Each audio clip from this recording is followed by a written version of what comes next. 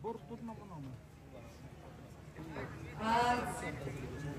संत मीराबाई आई साहेब यांच्या पुण्यतिथी सोहळ्याच्या निमित्ताने महासांगवीच्या या गडावर ज्यांना भगवान बाबांनीच आरक्षण दिलेलं आहे, जेव्हा आरक्षण तर आम्ही आता बोलतो, पण त्या काळात भगवान बाबांनी आरक्षण दिलं, त्या गादीवर स्वतः विराजमान आमच्या राधाताई, आमच्या आई साहेब, मंचावर उपस्थित सर्वच मान्यवर, आज जीवन गौरव पुरस्कार प्राप्त ज्यांना झालाय ते विवेक देशपांडे हे माझे पालक होते हॉस्टेलमध्ये आणि आज मला त्यांना पुरस्कार द्यायचा आहे। मी बघितलं म्हणलं आमच्या गोंधळात तुमचं काय काम आहे तर ते म्हणले मला पुरस्कार आहे। त्यांना पुरस्कार मिळालाय। मंचावर आमचे ते बरके नाशिकचे कांद्याचे व्यापारी आहेत, नेहमी भरभरून गडासाठी करत असतात, त्यांचं पण आपण स्वागत केलं। शंकर देशमुख, मधुकर गर्जे, महेंद्र गर्जे, अजय धोंडे, अनुरोध चाना, सूर्यदान बरके, मी आताच नाव घेतलं, आमचे ॲडव्होकेट मुंगरे, आता मी सगळ्यांनाच ओळखते, सगळ्यांचे नावं, रामदास बडे, सगळ्यांची नावं, तुमची 3च नावं लिहिली होते, लिहिणारा आमचा फार आळशी आहे, त्याला काय माहित नाही का सगळे लोक रे लिहिलेले नावं सगळ्यांचे। आता मला एवढे टोपे आहेत, त्याच्यात सगळ्यांचे तोंड बघू बघू शोधून काढावं लागतं। तर सर्व मान्यवर, सर्व वडीलधारी मंडळी, फेटेवाले, टोपीवाले, सर्वांना माझा नमस्कार। सर्व माझ्या माय माऊल्या, इतकं प्रेम मला देतात तुम्ही, तुमचा एक एक कटाक्ष, एक नुसतं नजर तुमची आहे ना, तर मला वाटतं की एक आशीर्वाद आहे ईश्वराचा, तुम्हालाही माझा करा। आणि एवढ्या संख्येने इथे उपस्थित या कार्यक्रमाला पूर्ण धिंगाणा, म्हणजे धिंगाणा चांगला धिंगाणा, ओरडा, जोश जल्लोष, गाणे, घोषणा, हे सगळं करणारे माझे सगळे युवा बांधव। मी खरं तर आज आईसाहेबांनी महादेवाचं मंदिर इथे केलंय आणि मला महादेवाच्या दर्शनाला बोलवलं। मी या गडावर किती वर्ष झाली येते, मी पहिल्यांदा बाबांबरोबर आले होते तेव्हा आपण विठोबा रुक्मिणीचं नाही, त्याच्या आधी काही वेगळं होतं, विठ्ठल रुक्मिणीची मूर्ती बसवली होती तेव्हा आले होते, मला वाटतं विजू भाऊ होते तेव्हा आमच्या गाडीत, कैऱ्या फिऱ्या सगळं घेऊन आलते आणि आम्ही इथे आलो होतो। आणि हे खरं आहे की मुंडे साहेबांनी सांगितले की पंकजा आता हे गड आला, तू यायचंय रेग्युलरली इथे यायचंय। आणि तेव्हापासून 1-2 वर्षाचा अपवाद वगळता जेव्हा मी नाही येऊ शकले, खासदार प्रीतमताई तेव्हा आल्या, तर मी नेहमी या गडासाठी आले। आईसाहेबांनी सांगितलं ते खरं आहे की त्या दिवशी काही कार्यक्रम असा आला, जरा काय झालं, माझ्या प्रियचं लग्न, तो आनंद, त्या लग्नाच्या गोंधळात त्यांनी एकाच टाइमला 2 कार्यक्रम दिले आणि तो कार्यक्रम होता माझ्या स्वतःच्या मंत्रालयाचा। मग आमचे केंद्रीय नेते पण त्याला येणार होते, सगळे अधिकारी येणार होते, म्हणून मग मी काहीतरी केलं नियोजन, म्हणलं आईसाहेबांच्या म्हणजे मीराबाई आईसाहेबांच्या मनात असेल तर नक्कीच मी येईन त्यांचे आशीर्वाद घेण्यासाठी आणि आमच्या ताई आईसाहेबांचे आशीर्वाद घेण्यासाठी। खरं तर त्यांचं वय काही खूप नाही आहे आईसाहेबांचं, पण आम्ही त्यांना आईसाहेब म्हणतो, पण एक मैत्रिणीचं नातं, कारण शेवटी तरुण अगदी वयात 15-16 वर्षी गादीवर बसल्या, त्यांनी पण त्यांच्या जीवनामध्ये सतत कीर्तन करणं, घसा कोरडा करून लोकांना बोलणं, एवढा प्रवास करणं एवढं काही सोपं नाहीये। पण मला असं वाटतं की त्यांनी आणि मी एकत्र काम करायला सुरुवात केली किंवा एकत्र आलो, एक धागा बांधला, तेव्हापासून त्याही मोठ्या होत गेल्या, मीही मोठी होत गेले आणि गडही मोठा होत गेला। हे किती पुण्य आहे।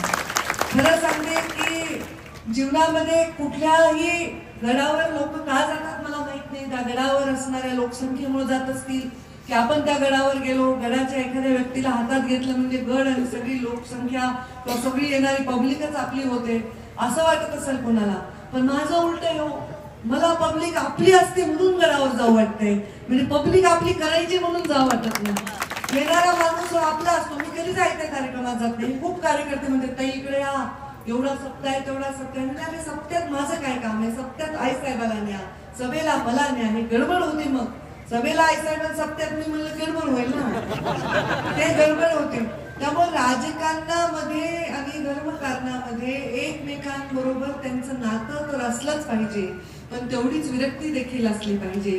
राजकारणात काम करणाऱ्या माणसांनी धर्मात हस्तक्षेप करू नये आणि धर्मामध्ये काम करणाऱ्या व्यक्तींनी राजकारणापासून वैराग्य धारण केल्याशिवाय तो धर्माच्या रथातेवर विराजमान होऊ शकत नाही.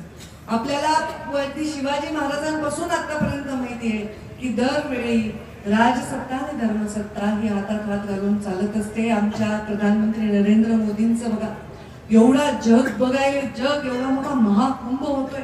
आमचे योगी तिथले जे आमचे मुख्यमंत्री आहेत त्यांचं बघा किती व्यवस्था, रोज करोड लोक येत आहेत.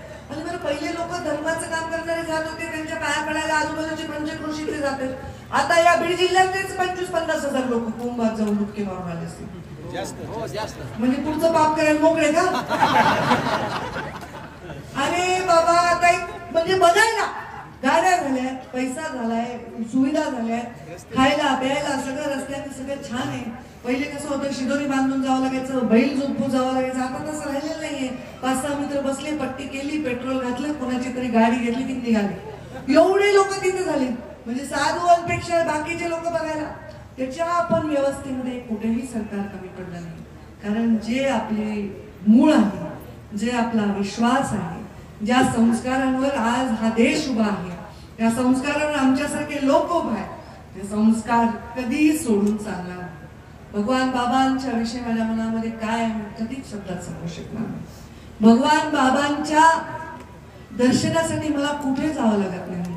मी डोळे जरी बंद केले तर मला साक्षात भगवान बाबांचं दर्शन होतं. हे माझ्या अंतर्मनामध्ये त्यांच्या पवित्र स्मृती आहेत. आज आम्ही काही भगवान बाबा पाहिले नाही, पण भगवान बाबांच्या कहाण्या आज आपण ऐकतोय. स्वतःला इतकं सत्व तत्व इतकं मोठं की स्वतःपेक्षा मोठं. आज जर कुणाला म्हणलं बाबा तुझ्या हातातलं घड्याळ कुणाला काढून दे, तुझ्या केसातला एखादी गजरा कुणाला दे, एखाद्या बाईला म्हणलं तिला रडू पाहिजे. पण आपलं जीवन समाजाला देणं एवढं सोपं नाही. आणि त्या समाजाने खोटे आरोप केल्यानंतर स्वतःला एवढी कडवी शिक्षा ज्यांनी करून घेतली, स्वतःचं सत्व सिद्ध करण्यासाठी, त्या भगवान बाबांचे दर्शन ही खरंच डोळे मिटून, ज्याच्या मनात पाप नाही, ज्याला मनामध्ये कुठल्याही प्रकारचा, ज्याच्या मनामध्ये कुठलाही स्वार्थ नाही, त्यालाच होतात ना. नाही तर भगवानाची मूर्ती तरी गच्च धरून बसले, मनामध्ये पापी विचारायचे काही उपयोग होणार. तसाच आमच्या मीराबाई आई साहेब, मी पाहिलं नाही कधी, पण ताई तुमच्या रूपाने आम्ही त्या कशा असतील याचा विचार सुद्धा करू शकतो. अशा प्रकारचं काम आपल्याला आता आधुनिक आहे. वाचता येतं, लिहिता येतं, बोलता येतं. चुणचुणीत हुशार स्त्री असेल तर ती कुठेही चमकत असते. ती चमकत असली की मग कोणाला आवडू नाही तर नाही आवडू, ती चमकायची काही राहत नाही. कोंबड्याला झाकल्याने सूर्य उगवायचा राहत नाही. मी इथे आले, तुम्ही मला फुलांनी स्वागत केलं. मला लोक म्हणतात अरे बापरे इतकी गर्दी. बरेच लोक मला म्हणतात तुम्ही पाठवता का हो ताई फुलं, म्हणजे असे विचारतात. काही लोकांना तशी सवय असते ना की आपण जाणार तर आपलेच माणसं पुढे जातील, तेच सगळं करते, अशा असतात ना. पद्धत असते राजकारणात, सगळ्या पद्धती असतात. तुम्हीच पाठवतात का फुलं, कोण देते जेसीबीचे फुलं, कुठून आलं एवढं. मी म्हणलं मला काहीच माहित नाही. ते मी तर नेहमी ओरडते जेसीबीने फुलं टाकून. आता फटाके रागवले म्हणून उडवले नाही. मी पर्यावरण मंत्री, तुम्ही फटाक्याची वाट लावतात पर्यावरण. तर हे फुलं एवढे वाहतात माझ्या अंगावर. मला तर कसं तरी वाटतं, एक एक पाकळी आहे ना मला अशी वजनदार वाटते. कारण फुलं आपण असंच वाहत नाही ना कोणाच्या अंगावर. फुलं आपण किती श्रद्धा असेल तरच वाहतो ना. आणि तुम्ही मला हार घातला, बुके दिला एवढं वाटत नाही, पण जेव्हा माझ्या अंगावर तुम्ही फुलं टाकता प्रत्येक पाकळी टनाची होते बघा. मला वाटतं की एवढे टन वजन. आणि मग तुमचं प्रेम तर असं आहे का, प्रेमाने माझ्या असे वळव उमटतात पुन्हा संध्याकाळी अंगावर. इकडून खेचतात, तिकडून खेचतात, पाया डोक्यावरून हात, इडा पिडा माय माझी डोक्याची हारणी आली ग. पुन्हा एक तास आजी मला म्हणली ए आली नागिन बीड जिल्ह्याची. मी असं बघितलं, बीड जिल्ह्याची नागिन आणि गोपीनाथ वाघीण. नागिन आणि वाघीणचा संबंध काय मला काही कळलं नाही. पण ह्या सगळ्या त्यांच्या मनातल्या पवित्र भावना आहे. एवढं प्रेम आहे त्यांना. काय करायचं, तुम्ही यांना काही दिलं तरी बसत नाही. 2-2 तास काही दिलं तरी कोणी येऊ द्या जगात बसत नाही त्या. पण ह्या लाडकी बहीण योजना सुरू झाल्यानंतर तर खूपच प्रेम करायला. पण माझ्यात आधीच लाडक्या बहिणी आहेत ना. आधीच तुम्ही माझ्यावर प्रेम करता. म्हणजे मी तुमची लाडकी बहिणी, तुम्ही माझ्या लाडक्या बहिणी आहेत, माझ्या माऊल्या आहेत. इतकं प्रेम तुम्ही मला देताय. मंत्री झाले काय नाही झाले काय मला काहीच फरक नाही. असंच तू होत होते मागच्या वेळी, असेच जेसीबीने फुलं, असंच प्रेम. मला तर काही फरक कळत नाही प्रेमात. पण कर्तव्यात आणि अधिकारात फरक आहे. आणि तो तुमच्यासाठी आहे. 5 वर्ष तुम्ही एवढंच प्रेम केलं, कमी केलं का मला? उलट जास्तच केलं. मी मंत्री नव्हते, आमदार नव्हते, खासदार नव्हते, पण मी प्रेम तुमचं घेऊ शकते, पण त्या प्रेमाच्या बदल्यात तुम्हाला विकास देऊ शकते, न्याय देऊ शकते, हे केवळ मी आता सत्तेत स्थापन झाल्यामुळे मी करू शकते. मला असं माझं गणित आहे माझ्या आयुष्यामध्ये, 365 दिवस एका वर्षात असतात.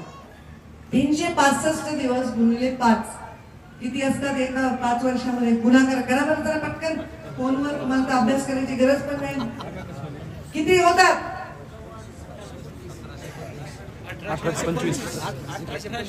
1825 दिवस आहेत माझ्याकडे सत्तेचे. आता त्या 1825 दिवसामध्ये समजा 225 दिवस तर असेच जाते. आता जाते, घरचं काही काम असतंय, बाहेरचं काही काम असतं, एखादा सप्ताह असतो, एखादा असा कार्यक्रम असतो.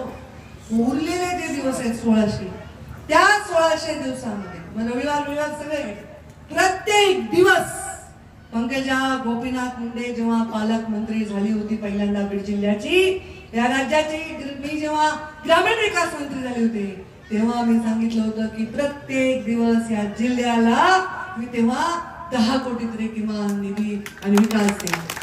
आता मी कसं आता म्हणू शकते का नाही माहित, कारण त्यांनी सांगितलं मी जे बोलते ते करते. आता मी आहे पर्यावरण मंत्री, मी आहे पशुसंवर्धन मंत्री, मी ग्रामविकास असताना वेगळी परिस्थिती होती. पण आजही मी सांगते माझ्या 1600 दिवसामधल्या प्रत्येक दिवसामध्ये केवळ बीड जिल्ह्याला नाही तर महाराष्ट्राच्या कानाकोपऱ्याला वाटेल की बाबा ह्या खात्यातनं आम्हाला न्याय व्हायला, असं काम मी क्षणोक्षणी करेन. आणि त्याचं वचन मी पूर्ण केल्याशिवाय. बीड तर माझाच आहे. बीड मध्ये आता आष्टीत जास्त प्रेम करावं लागेल मला. काय ते पळवी तिकडं राष्ट्रवादीला गेला, आता हे भारतीय जनता पार्टीचा मतदारसंघ आहे, तर मला जर जास्त काकणभर प्रेम करावं लागेल काय, तर सारखं मला यावं लागेल. चालेल ना? देताल ना भाकरी भाजी काही? फक्त धिंगाणा करू नका, काम करू द्या. फोटो सेल्फी हाय धक्का बुक्की काही करायची नाही. आणि तुम्ही लोक तर कार्यकर्ते सगळीकडे येतात, पण आता हे बाया मावणे येऊ शकतात का कुठं सगळीकडे? मग ह्या कार्यक्रमात तर त्यांना समोर येते जाणं, त्यांना बघू दे झालं. त्यांना काही नसते, कुंकू लावायचं, बघायचंय, असं माया करायची, बदल उतरायचा, हेच करायचं, दुसरं काय प्रेम. तर मी लक्ष देणार, प्रत्येक कामात लक्ष देणार. याचा अर्थ तुम्हाला जसा घ्यायचा तसा घेऊ नका.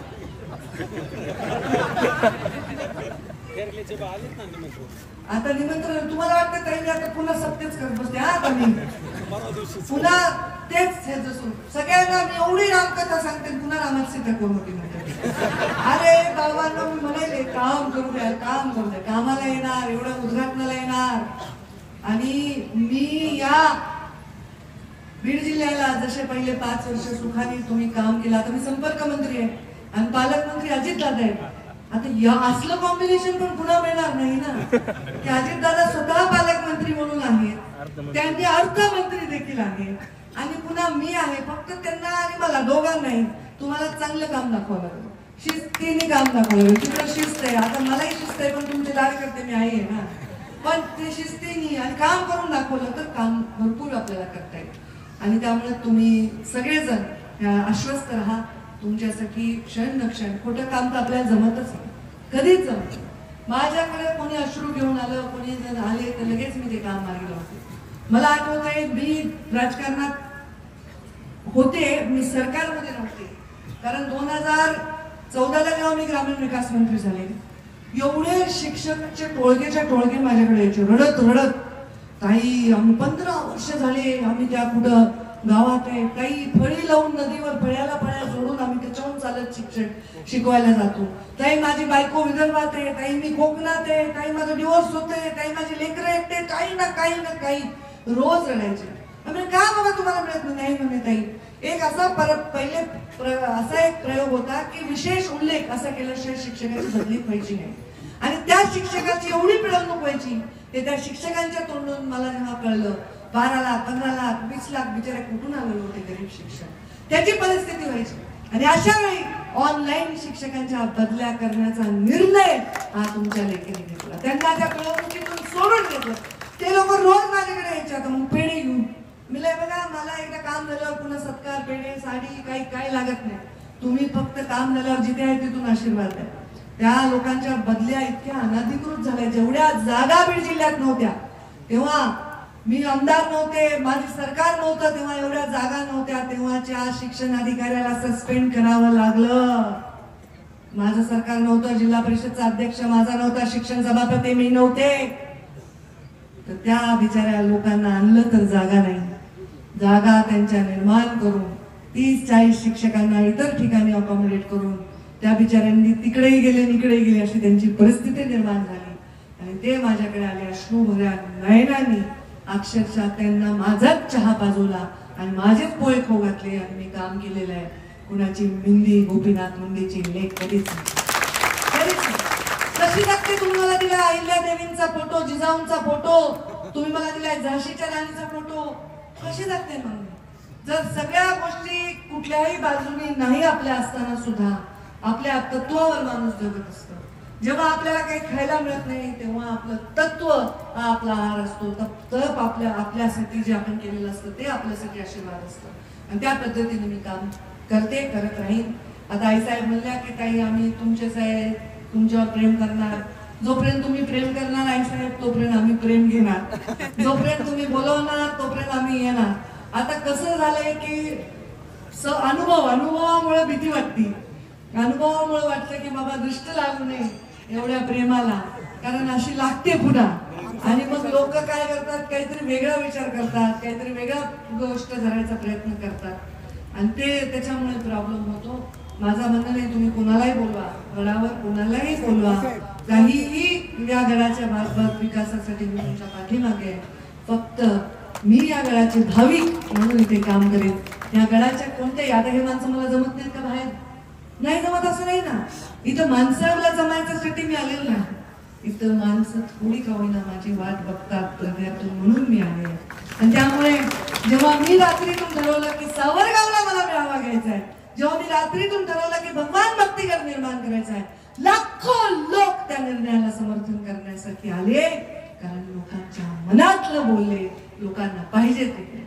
जोपर्यंत लोक सांगतील तोपर्यंत काम करीन, जोपर्यंत लोक सांगतील तोपर्यंत राबीन, जोपर्यंत लोक म्हणतील आम्हाला ताई पाहिजे तोपर्यंत मी असेल. ज्या दिवशी लोक म्हणतील नाही त्या दिवशी स्वाभिमानाने तुमची ताई घरी बसेल आमच्या घरच्या गाडीवर.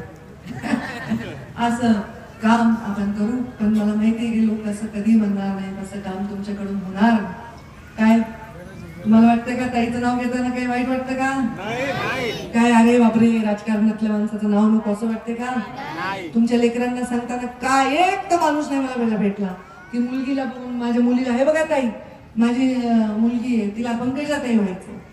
जर मुलीला पंकजाताई व्हायचं असं वाटत असेल तर माझ्यासाठी ह्याच्यापेक्षा मोठं पारितोषिक आणि एवढा मोठा मुकुट कशाचाच नाही. ज्या वंचित पीडित समाजात जन्मले, मी वंचित नाही पीडित नाही कारण माझा जन्म गोपीनाथ मुंडेच्या घरी नाही, पण माझ्या बापाने बिना चपलाचं शाळेत गेलाय, माझ्या बापाने जीवनामध्ये दुःख बघलंय, माझ्या बापाने जीवनामध्ये बघितलंय की काय कष्ट असते.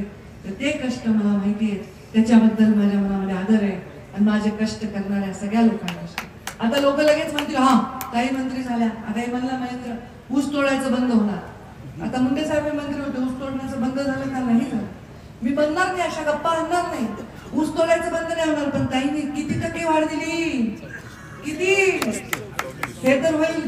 ऊस तोडा पुढच्या पिढीचं बंद होईल. आता जे तोडायले त्यांनी तोडू नये असं मला वाटते हृदयातून, पण ते बंद होईल त्यासाठी तेवढे रोजगार द्यावे लागतील, तेवढं संरक्षण द्यावं लागेल आणि ते करण्यासाठी जो काळ द्यायचा आहे तो काळ द्यावा लागेल. पण ऊसतोड कामगारांच्या लेकरासाठी तुमची ही पंकजा नेहमी त्यांचा ऊस तोडण्याचे कष्ट कमी करण्यासाठी, त्यांच्या कोयत्याला जास्त धार देण्यासाठी, त्याच्या मान देण्यासाठी, त्याला जास्त मजुरी, त्याला जास्त मानधन देण्यासाठी ही पंकजा उभी आहे. आता मी कोयत्याला धार म्हणलं की कोणी लावणारे काही लावते, काही लावत नाही. दे बाबांना कोयत्याला धार हा एक वाक्प्रचार आहे, हा एक शब्द आहे, एक भावना आहे. लगेच पंकजा काही म्हणल्या कोयते घासून ठेवा. अरे ह्याच्यासाठी म्हणले होते कोयते घासून ठेवा, पण तोडायला जाऊ नका, मतदान करून जा. हाय का ह्या लोकांना कोयते म्हणले तुम्ही बाबा, हाय का मी गुंड, म्हणजे गुंडाला गुंड आहे ते घाबरत नाही कोणा गुंडाला. गुंडाला गुंड आहे, बंडाला बंड आहे. पण गरीब माणसाकडे माझी बघण्याची नजर पिलाकडे पक्ष्याची बघण्याची नजर आहे, तशीच नजर आहे. अंगारुडे आकाशी चित्त तिचे भिलापाशी माझं नेहमी चित्त. जरी मी जालन्याची पालकमंत्री, जालन्यावर मी थोडं प्रेम करते, एवढंच लोक प्रेम करायचं, तिथे असलं धिंगाण करायचं, सगळीकडे लोक प्रेम करतात. शेवटी ज्या भूमीत माझा जन्म झालाय, जिथून माझं कर्मभूमी आहे, त्याच्याकडे माझं नेहमी बारीक लक्ष असणार आहे. त्यामुळे हे काही असल्या बातम्यांवर तुम्ही जाऊ नका. काही वाईट बातमी आली की लगेच होतंय असं म्हणले. आता काल कोणतरी एक नेता म्हणला मला की ताई साहेबांवर एवढे लोक प्रेम करतात. बघा देशपांडे काका, हे देशपांडे हे पण प्रेम करतात ना, काय आहे का तसं? ते म्हणे साहेबांना एवढे लोक प्रेम करतात म्हणे की एक त्यांच्यावर प्रेम करणारे लोक जर मोजले तर एक पक्ष तयार होईल. त्याला मी उत्तर देताना म्हणलं हो, साहेबांना एवढे लोक प्रेम करतात, त्यांनी मोजले तर एक पक्ष तयार होईल. झालाच आहे ना भाजप. अशा अर्थाने मी बोलले. ज्या पक्षात जीवनाचा प्रत्येक क्षण घातला, ज्या कमळामध्ये शेवटचा विसावा घेतला, त्या माझ्या बापाविषयी मी असं लगेच एका चॅनलवर पंकजाताई म्हणले एक पक्ष स्थापन करा. आता मी काय वेडी आहे? त्या चॅनलला पण काही कळत नाही. अरे कसं स्थापन करीन? दिल्लीत मोदी आहे, तिथे देवेंद्रजीत, वर सत्ता आहे, खाली सत्ता आहे, मी मंत्री आहे, तर मी कशामुळे करेन? तुम्हाला नसेल कळत, पण मला राजकारण कळते ना. माझ्या रक्ताच्या प्रत्येक थेंबात आहे ना ते राजकारण. म्हणजे त्याचा अर्थ तुम्ही घेता ते नाही, राज, जे राजाला शोभेल असं काम करणं म्हणजे राजकारण. असं नाही की आपलं स्वतःच बघायचं, आज ह्याला चांगलं म्हणायचं, उद्या त्याला चांगलं म्हणायचं, आज ह्याच्याबरोबर फोटो करायचा, उद्या त्याच्याबरोबर फोटो करायचा, असं नाही. रोज सगळ्या कलरचे गळ्यातले ठेवायचे, आज ह्याचं घालायचं, उद्या त्याचं कलरचं घालायचं, असं नाही राजकारण. इथं नीतिमत्ता आहे, इथे प्रेम आहे, इथे विश्वास आहे, आणि इथे लॉयल्टी आहे. म्हणजे काय म्हणायचं त्याला, जी आपण साहेबांच्या प्रती आहे एक निष्ठता. सारखं इंग्रजी बोलायला लागले पर्यावरणात, म्हणून प्रॉब्लेम झाला माझा. एक निष्ठता, एक निष्ठता ही महत्वाची. त्या भावाने मला सांगितलं त्याच्यामुळे ताई पडल्यावर लोक आत्महत्या करतात. इतकं प्रेम लोक माझ्यावर करतात, आणि ह्या प्रेमाची किंमत कशातच मोजू शकत नाही, कशातच.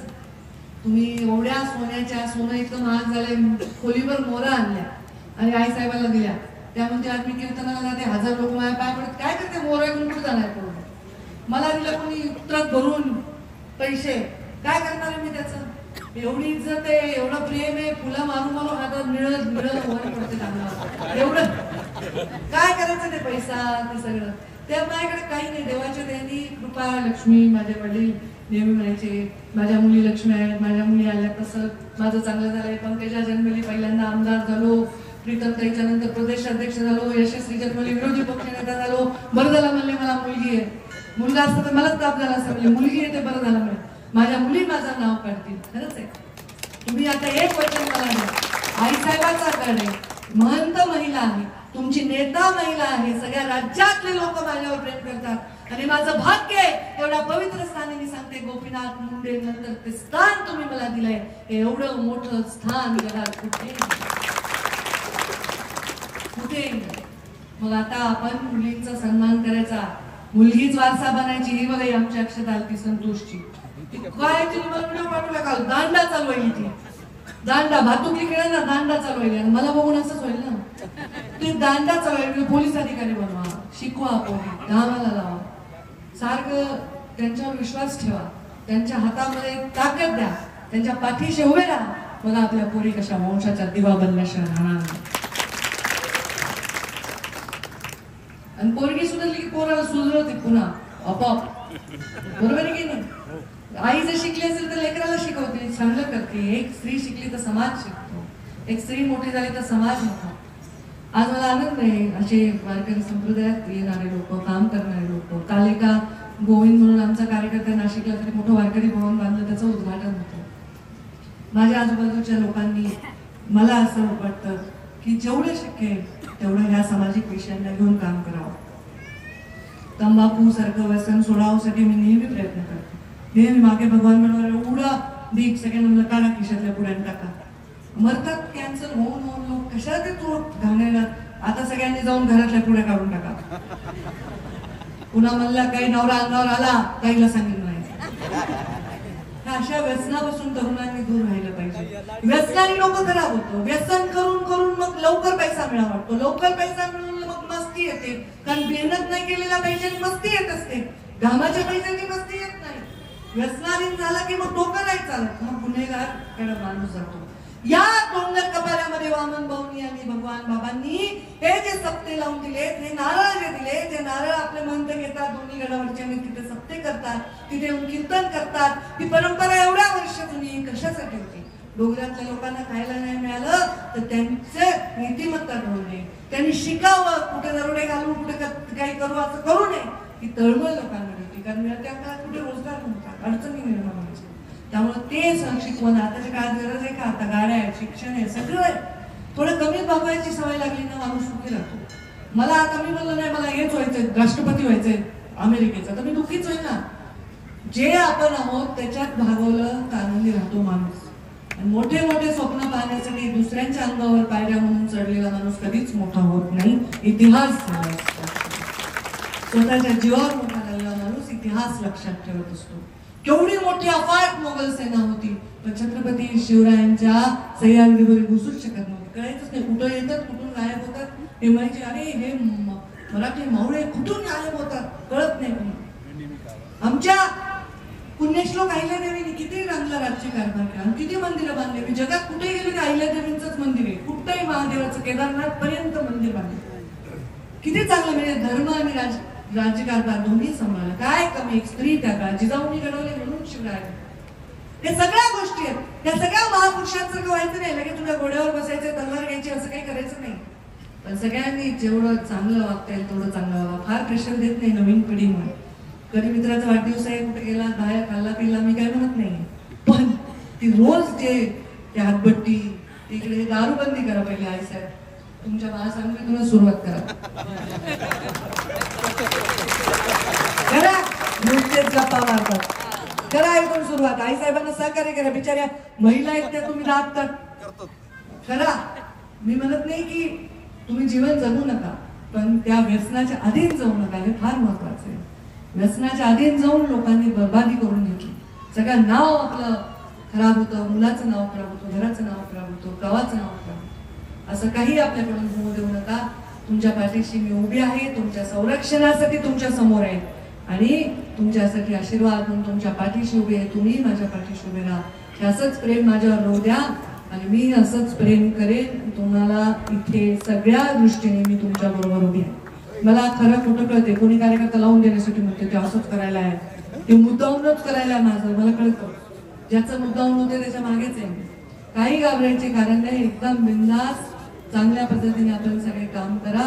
तुमच्या पाठीशी उभी राहील. आई साहेबांचे आशीर्वाद आणि मीराताई संस्थानाचे आशीर्वाद मला नेहमी आहेत आणि असेच राहावे हीच ईश्वरचरणी प्रार्थना.